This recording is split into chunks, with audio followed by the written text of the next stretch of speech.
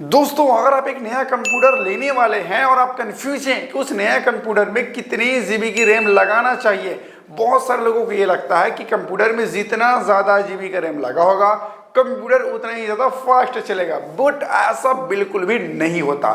देखिए, जिन लोगों को ये लगता है कि कंप्यूटर में रैम बढ़ाने से कंप्यूटर की स्पीड बढ़ जाएगी, तो भैया ये सिर्फ एक मिथ है, ये गलत फहमी है। ऐसा बिल्कुल भी नहीं होता।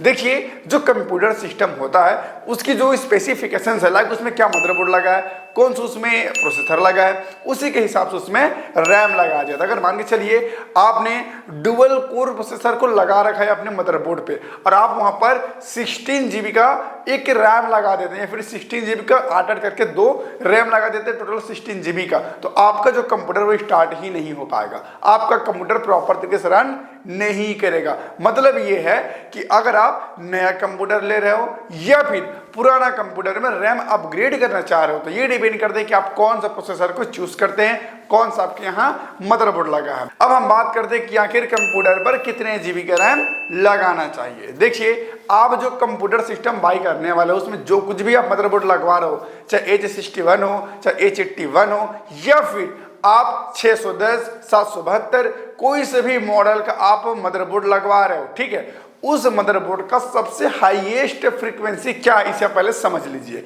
यानी जितने भी मदरबोर्ड्स आते हैं उनमें एक फ्रीक्वेंसी सपोर्ट करता है, राइट। यानी 3200 मेगाहर्ट्ज, 1600 मेगाहर्ट्ज, 1700 मेगाहर्ट्ज, ये फ्रीक्वेंसी होती है रैम की, राइट। और अगर आपकी मदरबोर्ड की जो फ्रीक्वेंसी है जैसे 3400 फ्रीक्वेंसी को सपोर्ट करता है, ठीक है, तो आप वहां पर थोड़ा से कम 3200 फ्रीक्वेंसी की 8 जीबी की भी रैम लगाते हैं तो वो इनफ है, पर्याप्त है। और मेनली अगर देखा जाए तो कंप्यूटर सिस्टम लेने से पहले आपको ये देखना चाहिए कि आपका यूज क्या है, आप क्यों लेना चाहते हैं। क्या आप एडिटिंग करने वाले हैं, क्या आप गेमिंग करने वाले हैं, क्या आप ट्रेडिंग करने वाले हैं, आपका यूज क्या है। क्योंकि आपके यूज के हिसाब से आपका कंप्यूटर असेंबल होगा और उसी के हिसाब से उसमें पार्ट्स लगाए जाएंगे। अगर आप गेमिंग करना चाहते हैं तो आपको हायर प्रोसेसर लेना पड़ेगा, लाइक 11 जनरेशन, 12 जनरेशन, 13 जनरेशन का आपको प्रोसेसर बाई करना होगा। और अगर 13 जनरेशन का प्रोसेसर बाई करते हैं तो आपको निश्चित रूप से 16 जीबी का रैम लगाना होगा, यानी 16 जीबी से ऊपर का रैम आपको लगाना होगा, तभी प्रॉपर तरीके से आप गेमिंग कर पाएंगे या फिर एडिटिंग कर पाएंगे। तो मेन ये है कि आपका यूज क्या है। और अगर कॉमनली अगर देखें जनरली, तो आज के टाइम पे 8 जीबी से 16 जीबी तक की जो रैम है वो बिल्कुल परफेक्ट होती है। अब उसमें हायर से हायर काम भी कर सकते हो और लोअर काम भी कर सकते हो, दोनों में ही वो पर्याप्त काम कर लेता है। अब आप मुझे बताइए कि आप जो कंप्यूटर बाई करने वाले लेने वाले उसके यूज क्या है। अगर आप एडिटिंग करना चाहते हो तो 8 जीबी 16 जीबी इनफ है, बहुत है, और आपको बढ़ाने की बिल्कुल भी जरूरत नहीं है।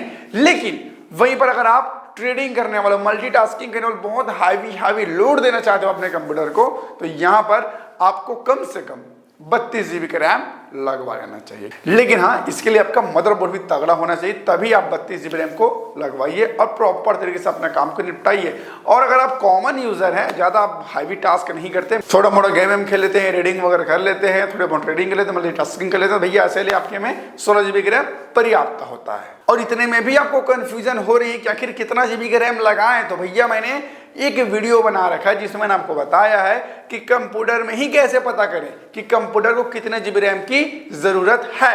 तो यहाँ पर मैं वीडियो को लिंक दे रहा हूँ, आप जाकर छोटे को भी देख सकते हैं, आपको समझ आ जाएगा कि आखिर कंप्यूटर को एक्चुअल में कितने जीबी की रैम जरूरत होती है। आई होप सो कि वीडियो आपको पसंद आया होगा। वीडियो को लाइक कर देना, अपने दोस्तों के साथ भी शेयर कर देना। फिर मिलते हैं नए वीडियो पर नए टॉपिक के साथ, तब तक के लिए जय।